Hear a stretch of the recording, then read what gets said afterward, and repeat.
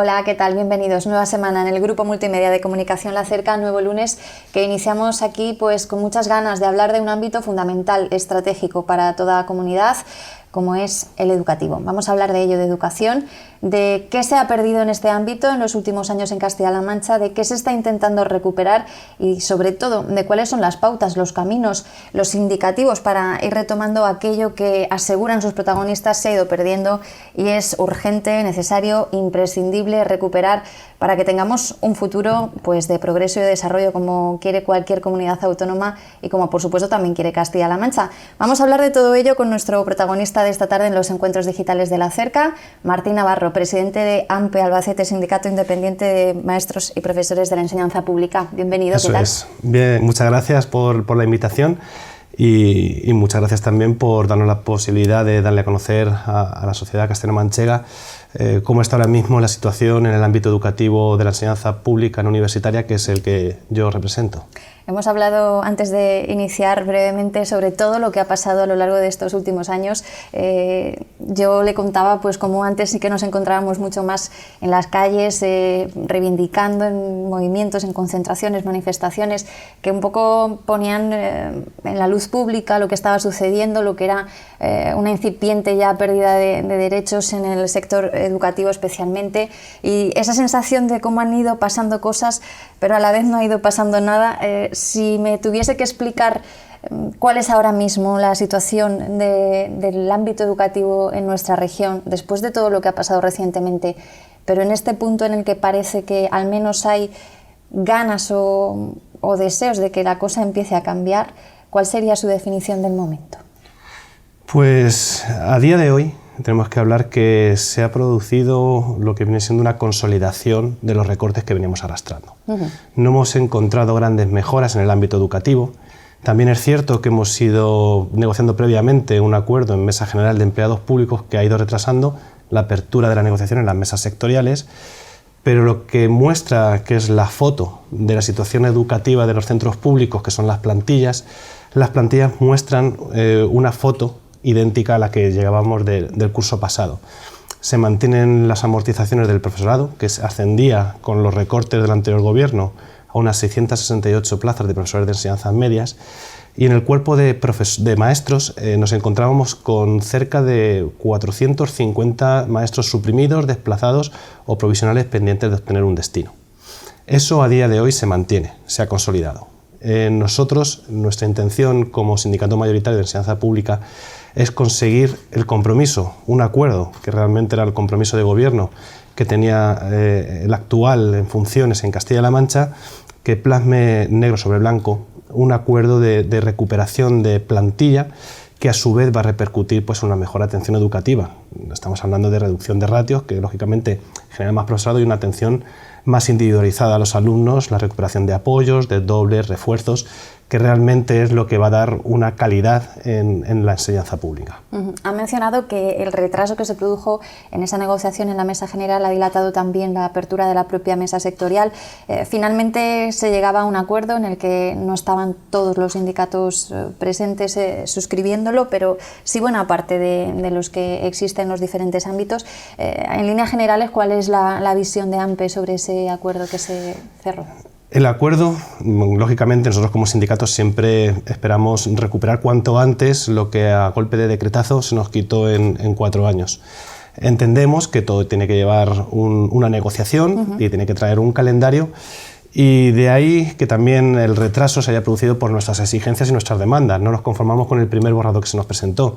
Tuvimos que estar esforzándonos en conseguir un calendario que recogiera en los presupuestos unas retribuciones que de alguna manera compense ese 3% de pérdida de poder adquisitivo que teníamos arrastrada con respecto al resto de comunidades autónomas, una pérdida de poder adquisitivo aún superior en un 3%, como conocerán todas las personas que lo vean, y nuestra intención era recuperarlo de la manera más adecuada posible para también abrir la negociación en las mesas sectoriales y recuperar una calidad en la enseñanza pública. Por eso recogimos una recuperación del incremento de las retribuciones siempre a año natural, es decir, el año que viene recuperaremos un 1,5, pero también sobre las retribuciones finales con el incremento del 1% que establecen los presupuestos generales del Estado. y de igual manera para el año siguiente el otro 1,5 restante. Además, ya que este año no se recupera, metimos en la negociación un coeficiente corrector para que al final de legislatura un 0,5 de alguna manera paliara esa pérdida de poder adquisitivo. También era necesario recuperar el 50% de la extra, que de alguna manera ya viene recogida para este año, conforme se aprueben los presupuestos, un 25%, y en octubre otro 25% para completar la recuperación total de la paga extra. Un aspecto importante que también nos retrasaba era la consolidación del empleo precario que tenemos en la región, del personal interino, que de alguna manera se convirtiera en empleo público estable. Con lo cual, un aspecto importante también fue conseguir una tasa de reposición de efectivos al máximo que permita la ley. Eso quiere decir que en las jubilaciones y también en aquellas plazas que son de necesaria provisión para el curso siguiente, esa tasa de reposición sea del 100%. Es decir, que por ejemplo, muestra de ese acuerdo también son las 750 plazas de maestros que salen este año, y así sucesivamente lo iremos viendo a lo largo de la legislatura. Otro aspecto que era muy sangrante era que durante estos 4 últimos años nos penalizaban por estar enfermos. El estar incluso hospitalizado o con intervención quirúrgica, incluso con casos de riesgo durante el embarazo, durante el primer año nos quitaban dinero, era un robo a mano armada, hasta 700 u 800 euros, porque se hacía una interpretación subjetiva de lo que se estaba haciendo en el resto del Estado, y nos robaban a mano armada ese dinero estando incluso en el hospital. Se avanzó medianamente y empezó también a recuperarse de alguna manera esa proporción de haberes, pero aún así, en casos de enfermedades que no dieran lugar a esa intervención u hospitalización, también nos penalizaban quitándonos dinero. Es decir, simplemente era conseguir fondos a costa de la salud de los docentes. Hemos conseguido incluir en el acuerdo 4 días sin merma retributiva por caso de enfermedad al cabo del año, y también la apertura de la mesa sectorial de negociación, que como ya sabréis, la semana pasada ya se ofrecía un tipo de medidas que quieren introducir en un acuerdo, y mañana vamos a ver cómo se puede plasmar o qué medidas podemos llegar a alcanzar en ese posible acuerdo que nos quiere ofrecer la Administración. Enseguida vamos a hablar más de ese acuerdo que vais a llevar a la mesa sectorial, pero antes, dada la situación de la que venimos a nivel educativo y teniendo en cuenta también que el cambio de gobierno pues llegaba en un momento complicado de cara a un nuevo curso, apenas 2-3 meses la toma de posesión del inicio de un nuevo curso escolar. Desde el propio Ejecutivo aseguran que se ha intentado hacer lo que estaba en su mano de cara a un inicio inminente de curso. Se alega pues ese incremento del número de interinos que se contrataron, la apertura de esos centros escolares de zonas rurales que en algunos casos habían sido cerrados, etcétera. Pero en este marco de precipitación, entre comillas, por las propias fechas, ¿es comprensible que, como ha sucedido, se haya pedido ya directamente la dimisión de la consejera de Educación, o se ha pasado ahí un poco de frenada, teniendo en cuenta esos parámetros de tiempo a los que me refiero? Nosotros, desde AMPE, como sindicato de docentes, nos gusta aplicar un símil educativo. La evaluación tiene que ser una evaluación continua, no del momento, sino que tenemos que ver si, pasado este tiempo, se alcanzan un acuerdo real de recuperación de esas medidas que nos quitaron a golpe de decreto, podremos poner una nota final. Ahora mismo suspender a la consejería o a la consejera en este caso sin ver lo que se nos plasma mañana en el acuerdo sería precipitado. Desde luego, podríamos decir también en ese mismo símil que no se ha presentado a muchos exámenes. Como tú decías, se abrieron escuelas rurales pero no se negoció con los sindicatos, con lo cual fue un desastre abrir escuelas rurales con 4 alumnos, mientras que se mantienen agrupaciones mixtas de distintos alumnos de distintas edades hasta un máximo de 20 alumnos. Es decir, no es compensado que con 4 alumnos se abra una escuela rural y se mantengan agrupaciones de hasta 20 alumnos de distintas edades. Con los interinos igual. No se puede rectificar como hicieron, contratándolos a 1 de septiembre mientras que se les va a despedir a 24 de junio. Es decir, tenía que haber venido en una negociación, un acuerdo, el recuperar el acuerdo que teníamos suscrito AMPE con el Ministerio desde el año 94, por el cual, trabajando una serie de meses, en este caso 5 meses y medio, podrías cobrar el verano. De esta manera pues, se impide, con lo cual, con las consecuencias de cara a la oferta de empleo público, podremos ver cómo nuestros castellano-manchegos, nuestros docentes interinos de Castilla-La Mancha, durante 3-4 años pierden la posibilidad de puntuar por esos meses de verano, mientras que interinos de otras comunidades pueden venir a opositar con esos meses. Una de las cuestiones que mañana desde la Consejería en teoría se va a proponer en esa mesa sectorial es en torno a los ratios para el curso que viene, 2016-2017. Aseguraba la consejera que en los niveles de primero y segundo de bachillerato y sexto de educación primaria pues iba a haber ese cambio que se os va a proponer. No sé cómo lo veis vosotros en concreto desde AMPE y cuál es el camino que consideráis sea de tomar en estas cuestiones. Desde luego, el camino hubiese sido, antes de lanzar la medida a los medios de comunicación, sentarse con los sindicatos y ver cuál era la mejor manera de establecer esas ratios. Ha planteado la medida de reducir ratios en sexto de educación primaria y en primero y segundo de bachillerato. Por los datos que nosotros manejamos, entendemos que esa medida responde más a un interés economicista más que a un interés pedagógico. Si fuera un interés pedagógico, la reducción de ratios tiene mayor sentido por la proyección que tiene a lo largo de las etapas en los primeros niveles. Por ejemplo, en primero o segundo de educación primaria para llevar una progresión. O, por ejemplo, en segundo de la ESO, ahora en primero están en 30 alumnos, pero en segundo de la ESO o en tercero de la ESO hubiese sido más efectivo que en primero y segundo de bachillerato, para luego tener una proyección y, de acuerdo a eso, hacer una negociación de reducción de ratios. Entendemos que esa medida debe de plasmarse mañana en lo que nosotros pensamos, que es buscar más un criterio pedagógico. ¿Y qué otras cuestiones queréis llevar en ese acuerdo? Debemos negociar un calendario para la reducción en todos los niveles educativos, en la manera que se establezca, que se negocie para todas las etapas, no solamente en cursos puntuales respondiendo a criterios económicos que en este caso justificaban que era cerca de 9 millones de euros.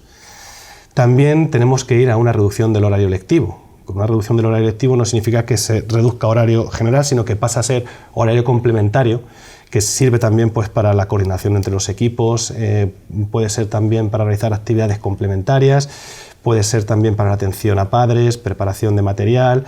Hay como una veintena de medidas para el horario complementario, y lo cual también facilitaría la realización de apoyos, desdobles, contratando a más profesorado.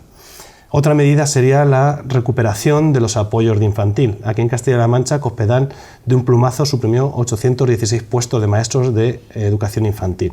Entendemos que se tienen que recuperar esos apoyos, puesto que lo que ha generado ha sido un bloqueo en la movilidad del profesorado en el concurso de traslados, y por ejemplo en la provincia de Albacete, que estamos con cerca de 200 maestros profesionales suprimidos, todos los años tienen que irse a Toledo, después de que hayan pasado los actos públicos, porque no hay plazas suficientes en la provincia de Albacete.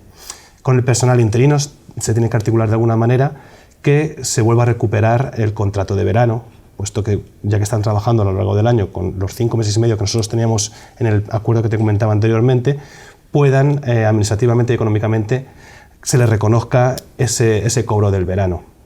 Hay más medidas que nosotros queremos introducir a coste cero.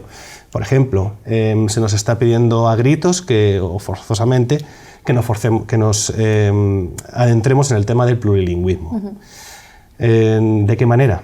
No se nos da formación, en los grados que salen formados los nuevos maestros acaban con una titulación B1 cuando se exige un B2, no hay una progresión lógica, se quiere hacer todo de correprisas para en 4 años conseguir la foto final. Entendemos que esas medidas tienen que venir a consensuarse y establecer un nuevo modelo de plurilingüismo para la región, que es una medida que es a coste cero, que lleva aparejada una formación para el profesorado. Es decir, no tiene sentido que al profesorado se le exija de un día para otro, que se busque la manera de formarse, ya sea a través de academias, a través de la Escuela Oficial de Idiomas, pero con sus propios recursos, cuando realmente la Administración los está utilizando para implantar su modelo. Ya se está avanzando con el decreto de directores, que tenga más peso el claustro, que como sindicato de docentes pedimos que sea el claustro el que tenga la potestad de decir quién va a ser el director del centro. La compatibilidad, que vemos que en otras comunidades la tienen los docentes y nosotros, por ejemplo, no. Licencias por estudios, no necesariamente retribuidas, también pedimos no retribuidas para que se puedan formar ya sea en idiomas, en nuevas tecnologías, en lo que ahora la escuela actual demanda. Puede haber medidas para conciliación familiar, laboral, es decir, estamos abiertos a introducir el mayor número de medidas también a coste cero dentro de ese acuerdo que se nos va a proponer. ¿Piensa que se va a dilatar en el tiempo como sucedió con el anterior? Esperemos que no. Nuestra intención es llegar a un acuerdo lo antes posible porque ya va a pasar el curso y medidas de calado no hay. Es decir, nos encontramos con la misma situación que teníamos el curso anterior. Es Es decir, sí, nos hemos sentado a negociar un acuerdo, pero también tenemos a la par todos los sindicatos. De alguna manera, la unión sindical de cara a futuras movilizaciones, si no prospera este acuerdo, puesto que se nos crearon unas expectativas muy altas cuando llegaron al gobierno, incluso firmando un acuerdo de investidura ante notario, con lo cual estamos esperando que ese acuerdo se plasme en el acuerdo que debe ser, que es la Mesa Sectorial de Educación. Como presidente de AMPE, ¿qué opinión le merece esa medida que se plasma además en el proyecto de presupuestos, esa congelación de la partida que se va a destinar a la educación concertada y sucesivas mermas en el presupuesto en los próximos años, que además ha suscitado mucha polémica desde que se hizo público, sobre todo por parte de la oposición, lógicamente, pero aseguran desde el Ejecutivo que es una medida un poco para paliar la educación que había sido más maltratada en los últimos 4 años, que en este caso es la pública, pero que en ningún caso se quiere eliminar la concertada. Desde dentro del ámbito educativo, pero fuera de la educación concertada y parte protagonista de la pública, ¿cómo se ve toda esta situación? Nosotros somos un sindicato de enseñanza pública, exclusivamente. Estamos de acuerdo porque nosotros durante estos 4 años hemos sufrido unos recortes durísimos. No solamente en retribuciones, sino que hemos perdido más de 5.000 puestos de trabajo en 4 años. Es decir, tenemos que recuperar otra vez la calidad en la enseñanza pública, los recursos en la enseñanza pública, porque hemos sido duramente castigados. Es decir, todo lo que pueda recabar la enseñanza pública para paliar esos graves recortes, desde luego que nosotros somos favorables a que recaiga, y aún pedimos mucho más, dentro de las partidas referidas a la enseñanza pública. La enseñanza pública palia las desigualdades. Muchas veces nos centramos solamente en el ámbito local de Albacete, pero la escuela rural también hay que atenderla y lleva un coste. Queremos que la escuela rural tenga unos servicios educativos, y ahí la concertada no llega, ahí llega la pública. Nosotros, cada familia puede determinar su decisión a la hora de llevar a sus hijos a la escuela, pero nosotros estamos convencidos que la escuela pública es la escuela que cumple las expectativas de los padres, porque ahí están los profesionales mejor formados, los profesionales más capacitados, pasan unos procesos selectivos para demostrar su capacidad. Y además, como digo, es la que de alguna manera da igualdad de oportunidades a todos los alumnos. Martín, en torno a la LOMCE, se ha hablado tanto de ella desde que tan solo era un rumor hasta que al fin salió adelante, se puso en marcha y comenzó a aplicarse el curso pasado, pero ¿qué tipo de problemáticas os está suponiendo? Ya no solo en las propias aulas, sino también pues de cara, por ejemplo, a la preparación de esa oferta pública de empleo, porque se están destapando muchos fallos en la propia ley que imagino tenéis que subsanar de algún modo. La ley, ámbito nacional, ley orgánica, que ni siquiera es una ley en sí educativa, es un parche. Es una ley que nació muerta, porque nació sin apoyos, y desde luego todos los partidos políticos ya han manifestado su intención de derogarla.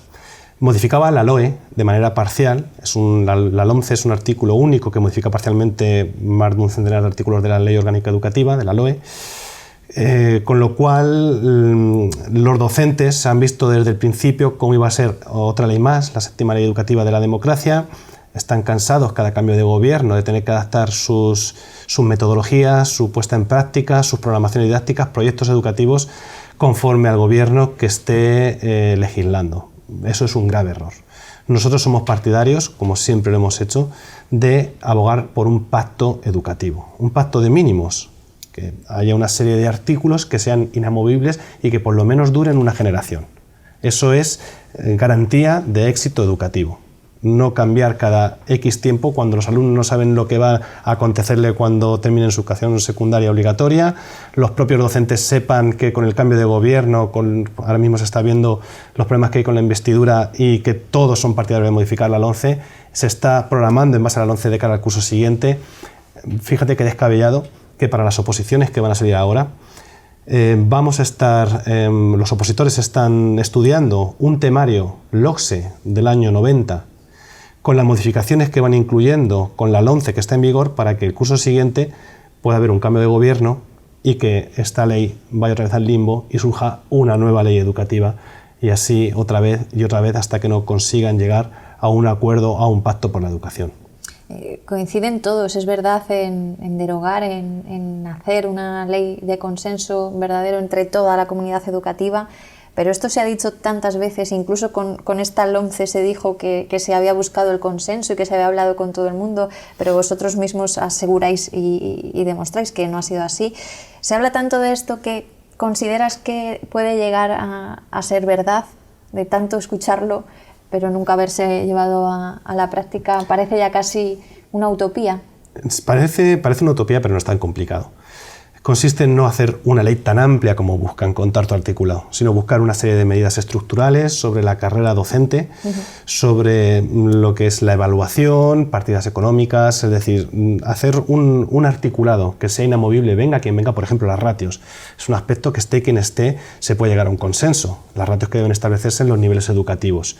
Por ejemplo, la LOMCE es muy perjudicial, por ejemplo, con respecto a la enseñanza pública, porque recoge la dotación de suelo público para que se puedan construir escuelas concertadas. Es algo que es descabellado. Se promueven acciones educativas de calidad, que por suerte todavía no se han desarrollado en nuestra región, y en las que el director del centro puede elegir al profesorado el perfil que él determine, vulnerando el principio de mérito y capacidad que rigen las listas de interinos. Con lo cual son aspectos que son muy perjudiciales para, entendemos, la educación pública de calidad, y que desde luego se podría llegar a un consenso, ceder todos tendríamos que ceder y conseguir un acuerdo de mínimos, una ley que sepamos que no se va a modificar y que ciertos aspectos, gobierne quien gobierne, pueda modificarlos dependiendo de lo que los ciudadanos consideren, pero desde luego unos mínimos tienen que estar recogidos y creo que se podría conseguir.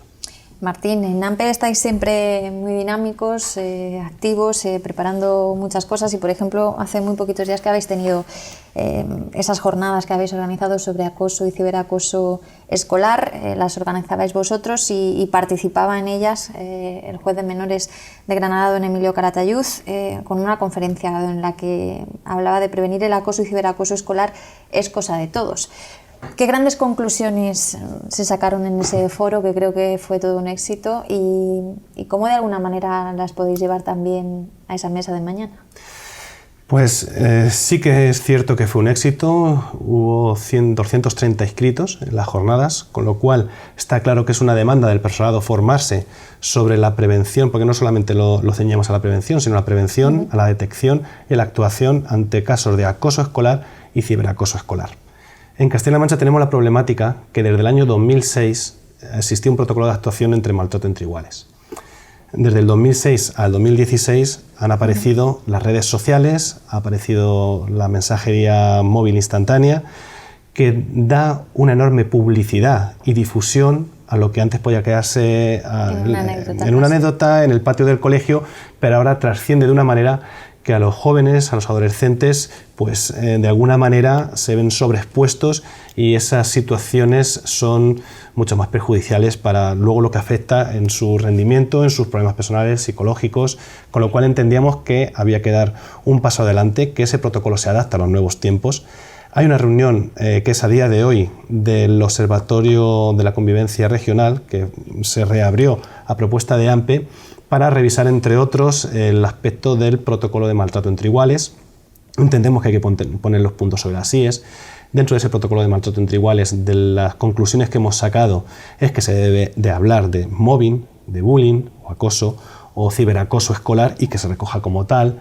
Se tienen que lanzar campañas de sensibilización a la sociedad, es decir, es cosa de todos tenemos que estar implicados, y la primera es la administración tiene que dar formación, tienen que incluir contenidos curriculares en las materias de grado, de maestro y de máster de profesor de enseñanza secundaria, contenidos curriculares en todos los niveles educativos, medidas a nivel de centro, a nivel de aula, a nivel de padres y madres. Por ejemplo, casos que están proliferando son los WhatsApp de padres y madres de un curso, en el cual pues ya se puede opinar, e incluso muchas veces se falta el respeto de los docentes. Es decir, se tiene que dar un decálogo del buen uso de esos instrumentos que están a la orden del día, que tienen que tener un buen uso porque tienen unas limitaciones enormes.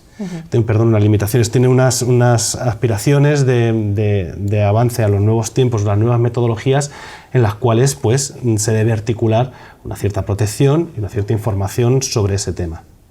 Y aprovechando que acabamos de pasar el Día Internacional de la Mujer, el 8 de marzo, también fundamental el ámbito educativo para dar la vuelta a esta situación que parece que se enquista en la sociedad y que lejos de erradicarse se acentúa. ¿Cuál es el papel aquí de la comunidad educativa? Por supuesto siempre de la mano de las familias, pero ¿qué hay que hacer desde las aulas? Pues desde las aulas es lo que se está haciendo realmente, porque se pone en práctica a través de los proyectos educativos objetivos que vayan en contra de la violencia de género, que viene recogido también como una educación en valores que debe estar tratada de manera transversal en todas las etapas educativas, a través de las programaciones, trabajo cooperativo dentro del aula, grandes proyectos en el que estén implicadas también las familias y desde el propio centro concienciar. La educación es la base de todo. Si nuestros jóvenes salen formados y concienciados contra esta lacra, como también lo es el acoso y el ciberacoso escolar, desde luego iremos poniendo nuestra piedra en el camino de cara a acabar con estos... ¿Pero qué se está haciendo mal en este sentido? Porque estos días, a propósito de esa jornada del 8 de marzo, hemos hablado con muchos protagonistas de ese ámbito concretamente, y mucha gente coincide en estar preocupada porque es precisamente en esas edades de la adolescencia, la incipiente juventud, en los que dicen se están dando casos más preocupantes, actitudes que sorprenden, porque en chavales de esas edades, con esa educación que hay y ese trabajo en las aulas que nos consta se hace, es ilógico a día de hoy que se mantengan y están ahí. Algo estamos haciendo mal. ¿Qué falta? ¿Más recursos? ¿Otra manera de enfocar la problemática? ¿Qué crees que se debe hacer? Desde luego que más recursos siempre son necesarios. En relación a este tema y al tema que tratábamos del maltrato entre iguales, que al final están íntimamente relacionados, nosotros también dentro del decálogo que presentamos pedimos formación de cara a un profesional dentro del centro que esté formado en esos ámbitos, así como equipos de orientación y apoyo especializado en cada de la Dirección Provincial de Educación. Aparte, coordinación con las familias. Dentro de las jornadas que veíamos este fin de semana, se hablaba también de las redes sociales, la difusión y el control que a veces generan la dependencia dentro de los jóvenes y la sobreexposición. Es decir, yo creo que es un problema global que primeramente debemos atajar desde cada familia, dentro de su ámbito familiar, en el educativo. Nosotros tenemos que seguir manteniendo esos proyectos y esa educación en valores constantemente, la administración, favoreciendo campañas de concienciación del buen uso de esas redes y de lo que debe ser el respeto a toda persona, independientemente de la condición. Y creo que poco a poco, con la concienciación, con el trabajo de todos y el apoyo de todos, poco a poco podamos ir haciendo desaparecer esta lacra de la sociedad. Ojalá sea así y sea pronto. Martín, ha sido un placer conversar con usted esta tarde. Mucha suerte de cara a esos trabajos en la mesa sectorial y sobre todo en lo que pueda dar de sí. Ojalá pronto una futura ley educativa que sí salga del pacto y del acuerdo y sobre todo de la opinión de los profesionales. Ha sido un placer conversar con usted. Muchísimas gracias por invitarme y a vuestra disposición, como siempre. Gracias. Martín Navarro, presidente de AMPE en Albacete, Sindicato de Enseñanza, maestros y profesores de la enseñanza pública, junto a nosotros hoy aquí en La Cerca, donde hemos analizado un poco cuál es el estado, el momento, la situación actual de un ámbito tan importante como el educativo en toda sociedad. Él nos ha dado las pautas de lo que se ha podido hacer hasta ahora y sobre todo de lo que quieren hacer a partir de este momento. Son muchas las cosas que hay que recuperar. En ello están, por ejemplo, en AMPE Albacete. Si lo desean, ya saben que pueden volver a ver la entrevista cuantas veces quieran a través de nuestra web www.lacerca.com. Cuídense mucho y no se acerquen, no se alejen demasiado porque nosotros estamos aquí contándoles muchas cosas. Cuídense.